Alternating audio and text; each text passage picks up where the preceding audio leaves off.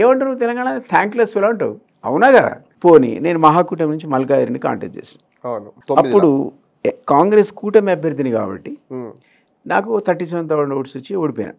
ఎప్పుడైతే ఈయన ఈయన ఓడగొట్టిన కొడంగల్లో ఆయన కూడా పరిగట్టుకొని డబ్బులు ఖర్చు పెట్టి వేరే బస్సులు వేయించి ఓటర్లను బయట నుంచి తెప్పించి ఓడగొట్టిన కొడంగల్లో. రేవంత్ రెడ్డి ఓడిపోయేవాడు కాదు. టీఆర్ఎస్ ఒక పట్టుబట్టి కేసీఆర్ తొక్కిడు. ఆ కార్యక్రమంతో ఓడిపోతే పాపం ఆయన వెంటనే అవకాశం ఇచ్చింది కాంగ్రెస్.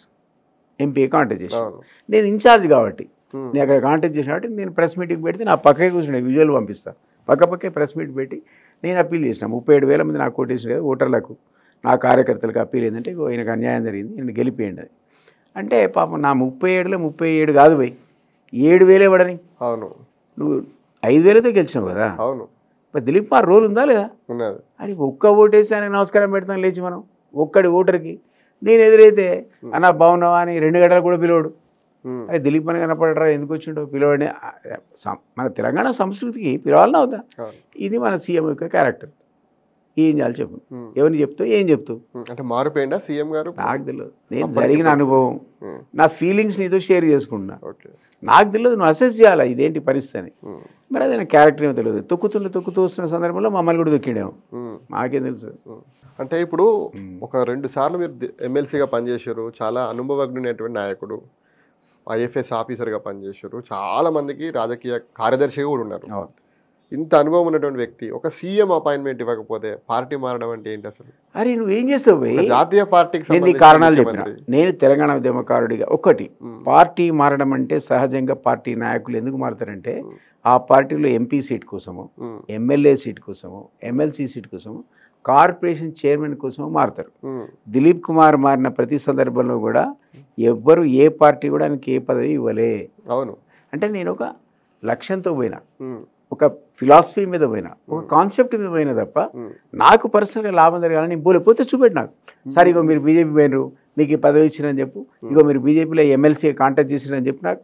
నేను అసలు ఎప్పుడో 2 టర్మ్స్ ఎమ్మెల్సీను చెప్పిన తర్వాత నేను ఇంతవరకు ఎక్కడ పొలిటికల్గా నాకు ఎవడు ఇచ్చినోడే లేడు అసలు, ఎక్సెప్ట్ ప్రొఫెసర్ పార్టీ టీజీఎస్లో నేనే ఆ పార్టీ ఇద్దరం కలిసి రూపకల్పన చేసినాం. కాబట్టి మా పార్టీలో నాకు వచ్చిన సీటే తప్ప అది నేను ఎక్కడ పార్టీలో చేరితే ఆ పార్టీ పిలిచి నాకు ఇచ్చింది అయితే లేదు ఇప్పుడు దాకా.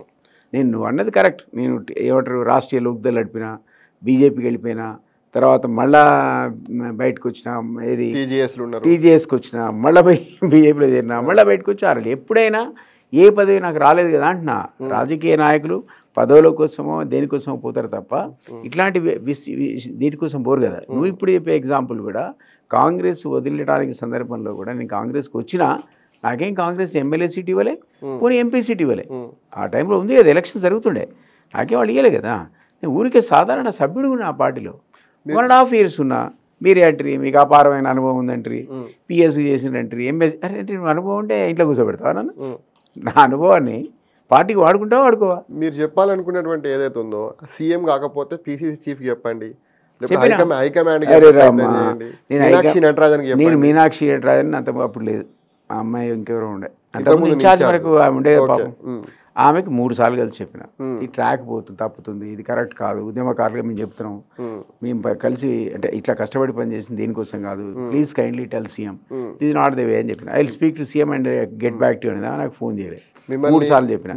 మహేష్ కుమార్ గౌడ్ గారికి కలిసి చెప్పిన, అన్న ఇది ట్రాక్ తప్పుతుంది, ఇది కరెక్ట్ కాదు, ఈ పద్ధతిలో లేదు అని ఆయన కూడా చెప్పిన. అన్న మాడతా అన్నాడు. ఇవన్నీ 1.5 year అయింది భయ్, ఇంకో 1.5 year అయితే ఎలక్షన్ వస్తుంది, ఇంకేముంది వాళ్ళు చేసేది. మిమ్మల్ని కాంగ్రెస్ పార్టీలో తీసుకొచ్చినటువంటి రాజగోపాల్ రెడ్డి తోటి ఆయన కూడా చెప్పిన. ఆయన అన్నాడు అన్న నాకే గతి లేదు, నీ సంగతి ఇప్పుడే ఎందుకు, నాది ముందే తెలుసుకొని అన్నాడు ఆయన. అంతేనా? ఆయన పాప 1.5 year అయింది, దిక్కులేదు దివాణం లేదా, మంత్రి చేస్తే ఏ రోజు కూడా ఆయన మంత్రి అవుతున్నా అంటాడు, అది కాడు. ఆయన అయితే మేము చూస్తూనే ఉన్నాం నిలబడి, ఆయనే అవమానిస్తుండే పార్టీ. సరే నన్ను కూడా కోమటిరెడ్డి బ్రదర్స్ కంటే గొప్ప ఉన్నా నేను. వాళ్ళ కంట్రిబ్యూషన్ ఉంది, వాళ్ళకి ఒక పవర్ఫుల్ వింగ్, ఒక జిల్లాని శాసిస్తారు వాళ్ళు. అట్లాంటి వాళ్ళే గిలగిల కొట్టుకుంటుంటే అసలు ఆ పిల్ల ఎప్పుడో ఇవ్వాలి కదా దానికి. నువ్వు ఆయన రాజగోపాల్ అనేవాడికి నువ్వు ప్రామిస్ చేసినావు, నాకు తెలుసు కదా, ఆయన నాకు పర్సనల్గా తెలుసు నువ్వు అన్నట్టు, నేను ఆయనతోనే పోయినా కదా. రేవంత్ రెడ్డి ప్రామిస్ చేసిండా రాహుల్ గాంధీ? నేను అడిగినా నువ్వు ఎట్లా వస్తుంది అనుకుంటున్నారు మీ బ్రదర్ నడు కదా మంత్రి అంటే, అన్నా బ్రదర్ నా మాట వాస్తవమే, కానీ నాకు ప్రామిస్ చేసింది రాహుల్ గాంధీ అన్నాడు. రాహుల్ గాంధీ ప్రామిస్ చేస్తే ఇంప్లిమెంట్ కాకపోతే ఇక నువ్వు పోయి ఎవరికి చెప్పుకుంటావు? నేను పోయి సోనియా గాంధీ చెప్తున్నా. ఇక రాహుల్ గాంధీ మాట నేను ఎగ్గకపోతే నేను ఎవరికి చెప్పుకోవాలి? ఆయన పరిస్థితి అట్లుంది పాపం. ఆయన ప్రామిస్ చేసి ఇవ్వాలిగా. అవును. ఏదైనా ఇది మీ అన్న మంత్రి ఉంటే నీకెందుకు, తమ్ముడు మంత్రి ఉంటే నీకెందుకు, నువ్వు ప్రామిస్ అది చేసినావు. మరి ఆ రోజుల్లో వెంకటరెడ్డి ఏమైనా ఎమ్మెల్యే కాదా, అవును. ఆయన ఎంపీ కాదా, అది చూసుకునే కదా నువ్వు ప్రామిస్ చేసింది, ఆయన రమ్మన్నావు కదా. మరి అట్లాంటప్పుడు ఇక నేను ఎవరికి చెప్పాలి చెప్పు. ఆయన కూడా చెప్పాడు, నేను చెప్తే అన్న వెయిట్ చేయండి, నా తేలియండి, తర్వాత చూద్దాం అన్నాడు. వెయిటింగ్లో పాపం 1.5 year అయ్యి మొన్న ఆయన కూడా తిట్టడం షురూ పెట్టాను నా లెక్క. సీఎం ఎవరన్నాడు, ఎవరిని అన్నాడు, జానారెడ్డి అన్నాడు, ధృతరాష్ట్ర పాత్ర పోషిస్తున్నాడు, ఆయన అడ్డం పడ్డని ఇప్పుడు ఒక ప్రచారం. ఆయన తిడుతుంటే నేను పోయి ఎవరిని తిడుదుగా. అంటే రేవంత్ రెడ్డి దగ్గర ఉన్నటువంటి కొంతమంది సిబ్బంది, వ్యక్తిగత కార్యదర్శుల వల్ల కొంత మిమ్మల్ని కాన్వే చేసేటువంటి ప్రయత్నం చేయలేదు. పలానా దిలీప్ కుమార్ గారు అపాయింట్మెంట్ అడుగుతున్నారు అని కూడా వాళ్ళు చెప్పే ప్రయత్నం వాళ్ళు చేయలేదేమో. సీఎం గారిని ఎందుకు అంత అపార్థం చేసుకుంటారు, వాళ్ళకు దృష్టి. నేను అన్నా సీఎం ఇప్పుడు ఏమన్నా ఒక మాట అన్నా, అద్భుతంగా మాట్లాడిండు, పదవిలోకి వచ్చిండన్న, తెలంగాణ సోయితో పరిపాలించమని, అంతే. నాకు పదవి లేదని అనలే కదా. నువ్వు దారి తప్పుతున్నావు కాబట్టి నీకు చెప్దాం అనుకుని ప్రయత్నం చేస్తున్నావు. నీకు నువ్వు ఉన్న ఛానల్ ఏంది, సీఎం కావాలంటే ఏ ఛానల్, నువ్వు మహేష్ కుమార్ కూడా చెప్పమన్నావు, చెప్పిన అంతకుముందు ఉన్నటువంటి ఇన్ఛార్జ్కి చెప్పమన్నారు. ఆ తర్వాత హైకమాండ్కి చెప్పిన, హైకమాండ్లో అప్పుడు ఈయన ఉండే మాధవన్ ఉండే, సోనియాంతి పిఎస్, ఆయన చెప్పిన, కేసీ వేణుగోపాల్కి చెప్పిన. ఎవరు చెప్పాలి, ఇంకెవరైనా పెద్దోళ్ళు ఉంటే చెప్పు, రేపు పోయి చెప్తా అంటే ఎట్లా మడపోయేది లేదు. కానీ ఈ మంచి చెల్లి ఎవరు చెప్పడానికి ఇంకా అంతకంటే పెద్దోళ్ళు ఉంటే చెప్పడానికి. గుమ్మడి నర్సయ్య గారు మాజీ ఎమ్మెల్యే గారు ఇట్లనే సీఎం గారు అపాయింట్మెంట్ కోసం ప్రయత్నం చేస్తే దొరకలేదు. తెల్లారో 2 రోజులకు పేపర్లు వచ్చింది. మళ్ళీ చూసి సీఎం గారు రెస్పాండ్ అయ్యి పిలిపించుకొని మాట్లాడి వారి సమస్యలు వినరు. మీరు కూడా ఇవాళ పేపర్లలో కాకుండా బహిరంగంగానే ఇలాంటి ఇంటర్వ్యూలకు, మీడియా ఛానళ్ళకు డైరెక్ట్ బహిరంగంగానే మాట్లాడతారు. పిలవమని మరి పిలిస్తే పోయి మాట్లాడతారా? ఎందుకు మాట్లాడడం, ఇది మంచిగా ఉంది. తెలంగాణ గురించి చెప్పడానికి నేను కాంగ్రెస్ పార్టీలోనే ఉండాలనా, బయట ఉండి కూడా మాట్లాడచ్చు కదా. అన్న అయిపోయింది మళ్ళీ తిరిగి వచ్చేసే కాంగ్రెస్ పార్టీలకు నీ సేవలు మాకు అవసరం అంటే 1.5 years ఉన్నాయి కదా, నువ్వు ఏం చేసినావు నాకు, ఇప్పుడు నువ్వు కొత్తగా చేసేది ఏంది. ఆల్రెడీ చెప్పినా కదా, నేనే నీ పార్టీలకు పదవుల కోసం రాలే, నువ్వు నాకేం ఎమ్మెల్యే సీట్ ఇవ్వలే, నాకు ఎంపీ సీట్ ఇవ్వలే, కార్పొరేషన్ చైర్మన్ ఇవ్వలే, ఏమి ఇస్తావు ఇప్పుడు, నాకు అవసరం కూడా లేదు కదా. నీవు దారి తప్పుతున్నావు, పార్టీ అనేది నష్టపోతుంది, సరి చేసుకోమని చెప్పడానికి ప్రయత్నం చేసినావు, నాకు టైం ఇవ్వలే, నేను చాలా ఇప్పుడు ఇచ్చినా నేను ఆస్కార్. ఇప్పుడు మీరు చెప్పండి, ఇది ఆల్రెడీ చీఫ్ని కలిసిన పోయి ఆయన నన్ను అడిగిండు, మీకైనా పార్టీ పదవి ఇచ్చినట్టు ఏ వేరే ఖాళీగానే ఉన్నారు, ఖాళీగా ఎందుకుంటారు మీరు అంటుంటారు, నువ్వు అన్నట్టు ఇంత అపారమైన అనుభవం అనేది మీకు అని ఇప్పుడు నన్ను అన్నావు కదా. అన్నప్పుడు ఆయన ఇంత వ్యాస్ట్ ఎక్స్పీరియన్స్ ఉన్నా మీరు ఇంట్లో కూర్చోవడం ఏంటి, మీరు మా పార్టీకి సేవ చేయొచ్చు కదా, మీరు గతంలో రేవంత్ రెడ్డి గారు కూడా ఉపయోగించుకున్నారు కదా కేసీఆర్ కొట్టడంలో, అయిపోయింది కదా, నేను చెప్పిన ఎగ్జాంపుల్ చెప్పిన.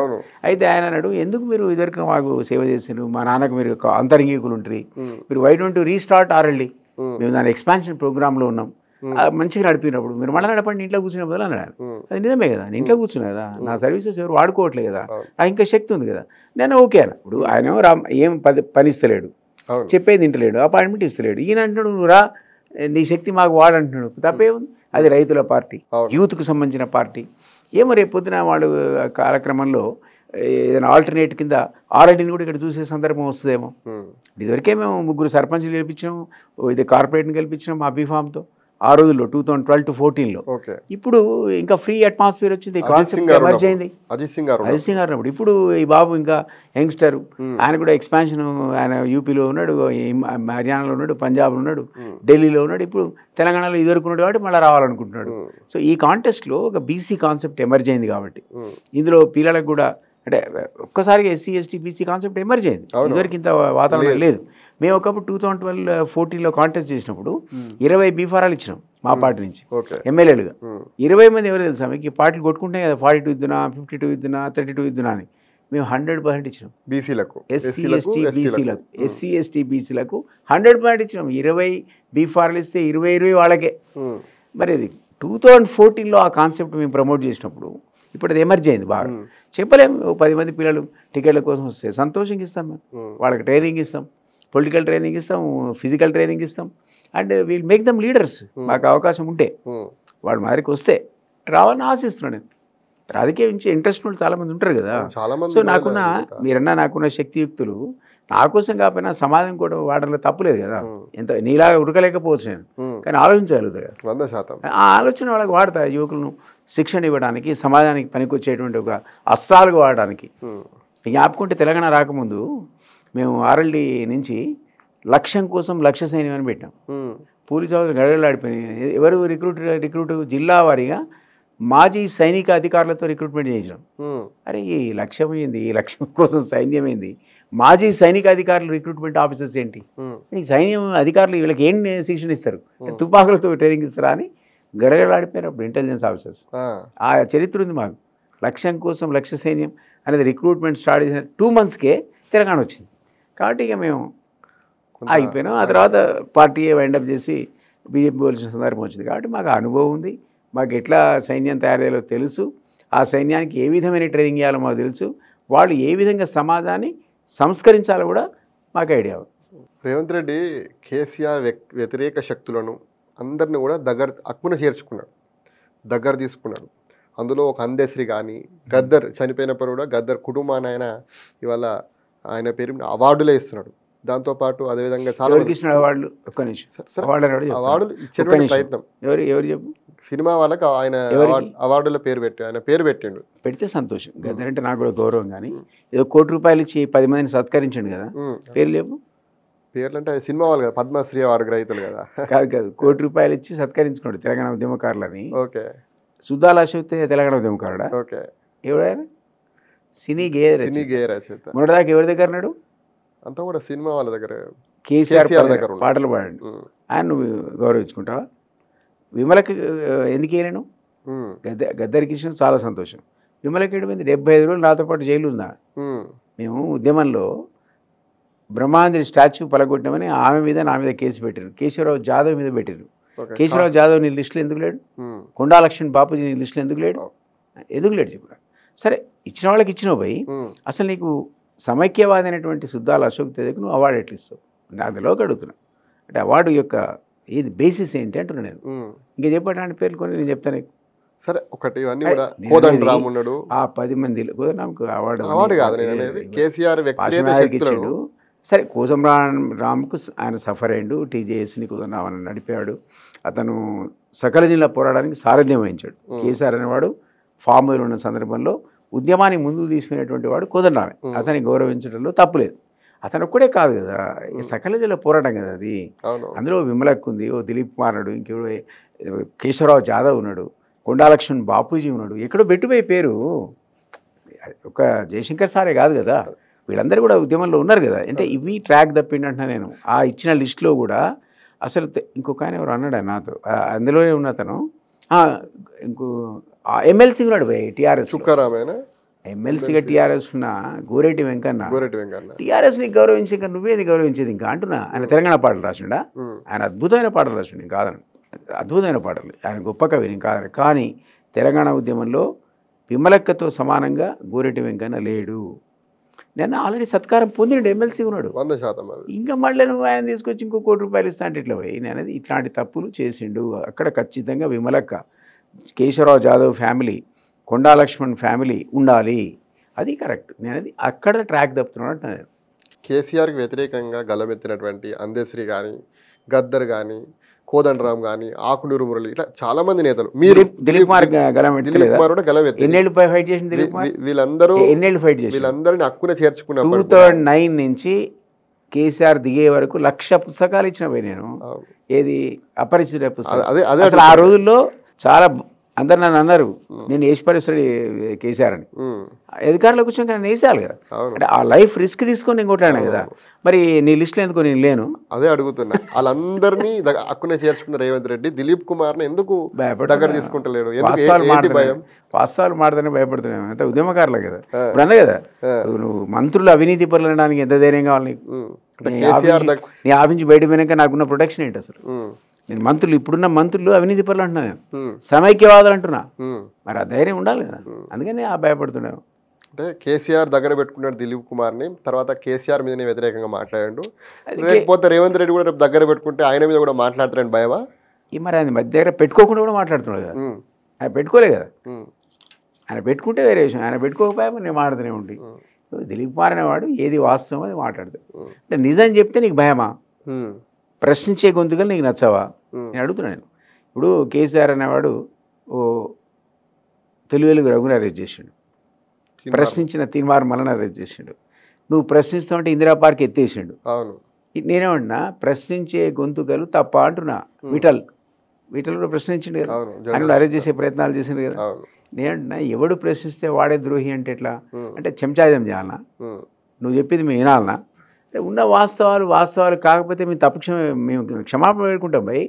నేను చెప్పిన దాంట్లో తప్పు ఉందని నువ్వు నాకు చెప్పు, ప్రూవ్ చేయి, నేను ఓపెన్గా క్షమాపణ చెప్తా. అంటే నువ్వు నిజం మాడదని చెప్తున్నావా, నాకు వాస్తవాలు మాడదని చెప్తున్నావా, వాళ్ళకి మస్కా కొట్టమని చెప్తున్నావా, ఏం చెప్తున్నావు నాకు? నేను అడుగుతున్నా. నేను అట్లెందుకు మేము చెప్తాం, మీరు నిజాలే మాట్లాడాలి. మాడాలా వద్దా? మీడియా పర్సన్గా చెప్పు. 100% మనం మీడియా పర్సన్గా ఒక ప్రజలకు అవసరమైనది నిజమైతే నిజంగా మాడాలి. అంతే.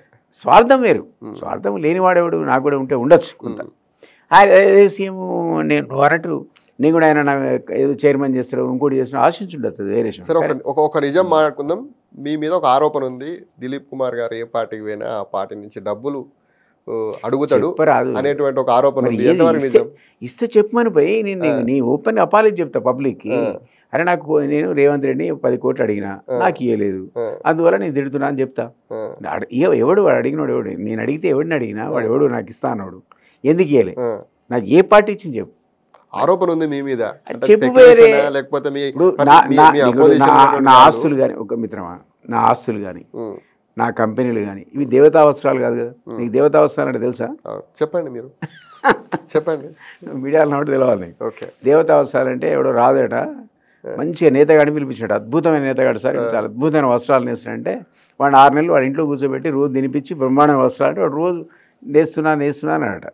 అయితే ఎవడన్నా చూసి బాగుంది చూసి రాపు అంటే వస్త్రాలు ఏవంటే ఇవే బాగున్నాయంటే వాడికి అరే బాలు కనబడతలేవంటే రాదేమనుకుంటున్నా, బాగున్నాయి ప్రతి ఒక్కటి రాదు పోయి చెప్పాడు, బాగున్నాయి బాగున్నాయి వస్త్రాలు లేవు అక్కడ.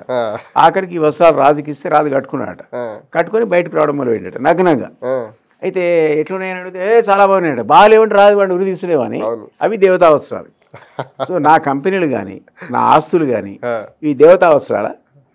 కనపడతాయి కదా నీకైతే. దిలీప్ కుమార్కు ఉన్న కంపెనీలు ఏంటి, అందులో ఉన్న ఉద్యోగుల సంఖ్య ఎంత, దిలీప్ కుమార్కు ఉన్న ఆస్తులు ఏంటి, వాటి యొక్క వాల్యూ ఎంత చెప్పుపై రేపు నా ఎలక్షన్ అఫిడవిట్లు ఉంటాయి కదా, 100% ఉంటాయి, అది చూసి చెప్తాం. అది మొత్తం ఎమ్మెల్యేలు, అది టీఆర్ఎస్ ఎమ్మెల్యేలు ఫస్ట్ అఫిడవిట్ ఏమి ఇచ్చిండు, కేసీఆర్ ఏమి ఇచ్చిండు, కేటీఆర్ ఏమి ఇచ్చిండు, ఆ స్టార్టింగ్ ఎంత, చివరి అఫిడవిట్లో వాళ్ళ ప్రాపర్టీస్ యొక్క వాల్యూ ఎంత అనేది నువ్వు తీసి చెప్పు నాకు. రేపు ఎట్లా వచ్చినా అడుగుతున్నా నేను. 2014, 18, 23 అన్నిటికి కూడా డిఫరెన్స్ చూడమంటారు, చూడాలి కదా, అప్పుడు చెప్పు. అప్పుడు నేను ఒప్పుకుంటారే నువ్వు చెప్పింది కరెక్టే, దిలీప్ కుమార్కి పలానాడు 10 కోట్లు ఇచ్చిండు, 5 ఇచ్చిండు, 20 ఇచ్చిండు, రేవంత్ రెడ్డి 25 అడిగితే ఇవ్వలేదు కాబట్టి నేను బయటకు వచ్చినా అని చెప్తాను నీకు. అంతే అంటారు. అరే నాకెవడు ఇచ్చినాడు, నా దేవతా వస్త్రాలు కావు, మళ్ళీ చెప్తున్నా నీకు దేవతా వస్త్రాలు కావు నా ప్రాపర్టీస్, ఓపెన్ టు ఆల్ కదా.